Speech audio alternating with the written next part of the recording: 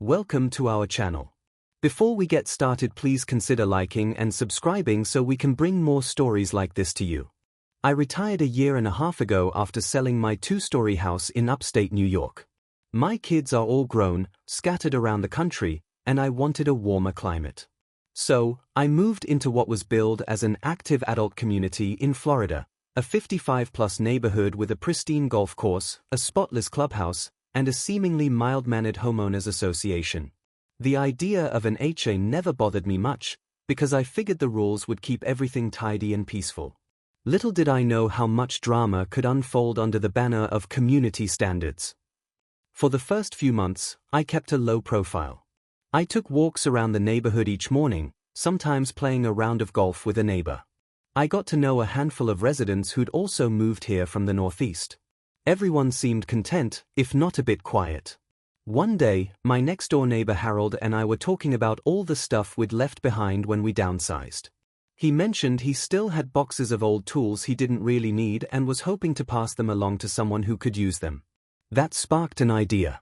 I suggested we start a small rummage swap in the clubhouse, a once-a-month gathering where neighbors could bring items they no longer used and exchange them with others, free of charge. No money, just good old-fashioned swapping. Harold loved the concept, and a few of our friends showed immediate interest. With their encouragement, I called up the office manager at the clubhouse. She said there was no formal policy against having a swap, and if I wanted to reserve a side room for an hour or two on a Sunday, it should be fine. Perfect. It felt like we were off to a pleasant start. The first rummage swap was a bigger success than I expected. About 15 people showed up with boxes of gently used items, anything from kitchen gadgets to a stack of vinyl records. It was casual, friendly, and a perfect way to connect with neighbors. The best part? The sense of community that blossomed. People stayed longer than planned, chatting and helping each other pick out items they might like. There were no arguments, no loud noise, nothing that would upset anyone. I actually started thinking, this HOA is great, they let us do our thing, and it's bringing folks together. Well, that's what I thought until the second swap rolled around.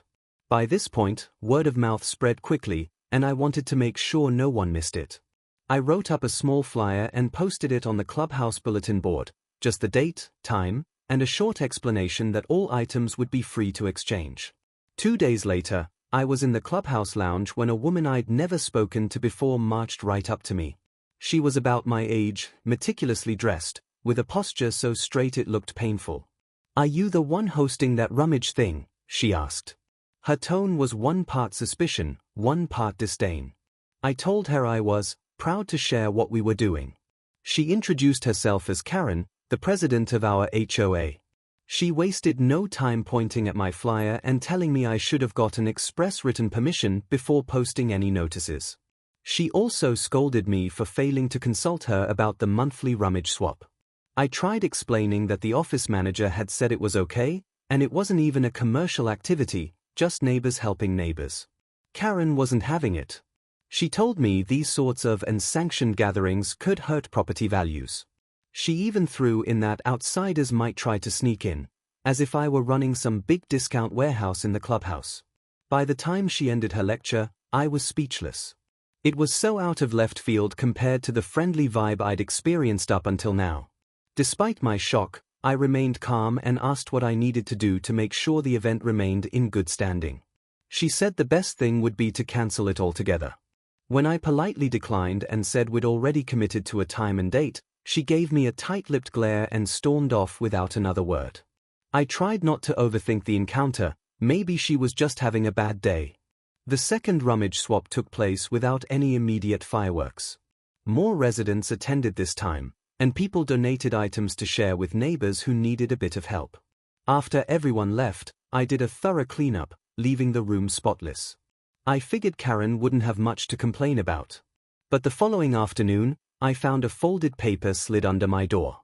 It was an official notice of violation from the HOA, detailing some obscure bylaw about non-approved gatherings and improper use of community space. There was even a threat of a fine if it happened again. I remember blinking in disbelief at that piece of paper. It had Karen's signature at the bottom. I wasn't sure if I should laugh or be worried. Half my neighbors had told me that the rummage swap was a wonderful idea. Where was the problem? That evening, Harold and I pored over the bylaw she cited, but it was so vaguely worded we could barely tell if it applied or not. Besides, none of my new friends had ever heard of that rule being enforced before. Some folks suggested I let it go and cancel the event next month to keep the peace. Others insisted Karen was a bully, and the more you let her push you around, the worse she got. I went to bed that night unsure of what to do. On one hand, I moved here to enjoy my retirement, not to start a neighborhood battle. On the other hand, I believed in what we were doing. This rummage swap was bringing people together. Shouldn't a homeowners association support a sense of community rather than threatening to shut it down? I decided to push forward and see what happened next. Little did I know, that decision would snowball into something far bigger than a simple neighborly exchange. After receiving the official notice of violation, I tried the diplomatic route. I reached out to Karen via email, politely explaining that the rummage swap was non-commercial and popular among residents. I mentioned that we'd keep the volume low, finish on time, and leave the clubhouse tidier than we found it. I attached photos of the first two swaps to show how mild and neighborly the event truly was. Her response, or rather her lack of one, told me a lot. For a solid week, I heard nothing. Then I got a curt email from an address labeled HOA board stating that all future community events needed explicit approval from the board. The irony was that no one on the board seemed to have a problem except Karen. I tried asking neighbors about the other board members. Apparently, Karen handpicked a few acquaintances to fill vacant seats. A lot of them were intimidated by her, so no one wanted to push back too strongly. Despite the vague threat, I decided to schedule the next rummage swap. This time, I made sure to get on the official calendar at the clubhouse front desk. The office manager admitted that Karen had told her under no circumstances should she allow me to book the room, but the manager felt that was overstepping. So, in a quiet show of solidarity, she placed my reservation on the schedule anyway and told me to do what I needed to do. Word spread again, and I braced myself for some form of confrontation. What I didn't expect was Karen storming into the event in the middle of a pleasant afternoon, brandishing her phone like it was a weapon. We had about 20 residents milling around, exchanging puzzles, small kitchen appliances, even a pair of vintage table lamps. Karen marched straight up to me and demanded to see my permit. Permit for what? I asked, astonished. She insisted that this was a public event, and therefore I needed a city permit or a vendor's license or something along those lines.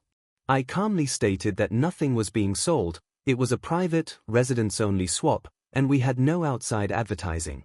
As I tried to explain, she lifted her phone and made a show of dialing 911 right in front of everyone. I froze. In all my years, I'd never had someone call the police on me, especially not over something so trivial. Neighbors watched in stunned silence as she reported a large unauthorized sale taking place in the community clubhouse. I heard her say something about crowds gathering, which made it sound like we had 100 people rioting in the parking lot.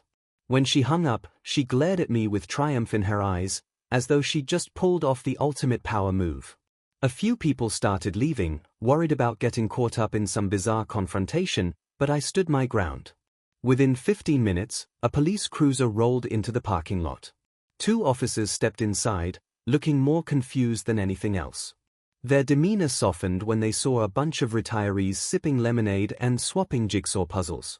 Karen put on her sternest face and demanded they shut us down, alleging we didn't have the proper permits and approvals. The officers asked if anyone was selling anything for money. Everyone said no. Then they looked around, probably noting we were well over 55 and harmless. One of them asked me if I understood her complaint. I explained we'd reserved the space, we were all community members, and there was no city permit required for a free exchange among neighbors.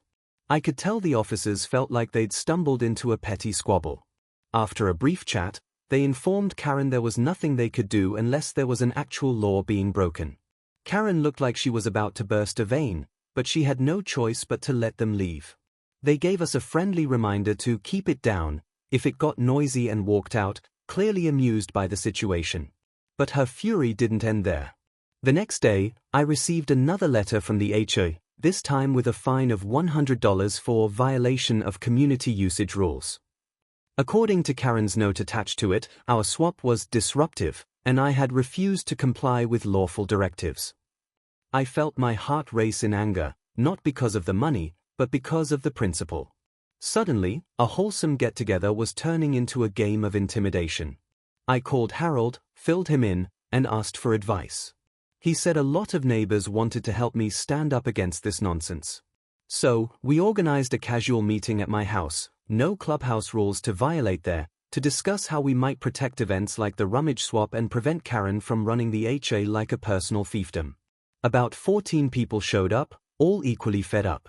Some shared their own run-ins with Karen. One woman had been cited for putting up a holiday wreath too early, another was scolded for hanging wind chimes on her porch. It was clear this wasn't just about me. We decided to gather signatures to bring up a motion at the next board meeting, hoping to force a vote that would allow community activities to proceed without Karen's personal stamp of approval. We believed a strong, unified voice might sway the rest of the board. By the end of the night, we had a list of residents ready to sign, each one personally wronged or outraged by Karen's tactics. Of course, word got back to her. At one point, while I was collecting signatures door to door, she appeared on the sidewalk and snatched the clipboard from my hands. We had a brief tug-of-war while she hissed that I was violating soliciting rules, which I was pretty sure didn't apply. I told her to let go, and she finally did, but not without a parting shot. "You're going to regret this," she spat, then stomped off. I didn't truly believe she could do much more than harass me. But that same evening, a board member I'd never met knocked on my door, telling me I should be careful, because Karen was threatening to take me to small claims court over unpaid fines. That was the first time it dawned on me that this could go beyond petty warnings and turn into a real legal headache. Yet something in me refused to back down. We were all older folks just trying to enjoy retirement. I refused to let one controlling neighbor crush the spirit of our community. If I had to face her in court, so be it. The HOA board meeting took place in the clubhouse meeting hall, ironically the same room we'd used for our rummage swaps. I arrived early with Harold and about 24 supporters who wanted to see this through. Karen sat at the head of a long table, flanked by 3 board members, none of whom seemed thrilled to be there. A small crowd of neighbors gathered in folding chairs arranged around the perimeter, all waiting for the inevitable showdown. When the meeting came to order, Karen droned through the usual agenda items: landscaping updates, maintenance budgets, and some minor housekeeping. Everyone was just waiting to address the community events policy. Finally, she cleared her throat and introduced it, looking uncharacteristically smug. She laid out her argument, claiming that unauthorized gatherings posed a risk, that outsiders could slip in, and that the rummage swap had the potential to undermine property values and create chaos. She spoke as if we'd been throwing wild raves in the clubhouse. Then she turned to me and demanded I explain why I continued to defy her instructions. I took a deep breath and spoke, trying to keep my voice steady and respectful. I explained the entire sequence of events, how I'd reserved the clubhouse properly, how I'd been threatened repeatedly, how she'd called the police over a harmless swap, and how the fine I'd received was baseless. I argued that nowhere in the bylaws did it say we couldn't have a free exchange of items among residents. I ended by pointing to the group of neighbors in the room. They come here by choice. They find value in this event. Isn't that what a community is supposed to do? Bring people together? She let out an exasperated sigh and motioned to the board members. "Does anyone else want to weigh in?" she asked, looking confident none of them would challenge her. But to my surprise, one of them, a man named Miguel, cleared his throat. He'd been mostly silent until then. He said he'd personally attended one of the swaps out of curiosity and saw nothing disruptive or dangerous about it. He also pointed out a glaring double standard. Karen herself had conducted trunk sales of her homemade crafts in the clubhouse parking lot. She never asked anyone's permission for those. Miguel produced a printout of an online neighborhood newsletter featuring Karen's crocheted blankets for sale, complete with photos of her setting up tables in the very same common area. The room erupted into hushed murmurs. Karen's face flushed a deep shade of red. She tried to brush off Miguel's revelation as something she'd cleared with the previous board, but he countered that she'd done it multiple times after the new board was in place. In other words, she was applying rules selectively, shutting down other people's gatherings while freely allowing her own commercial ventures. That opened the floodgates.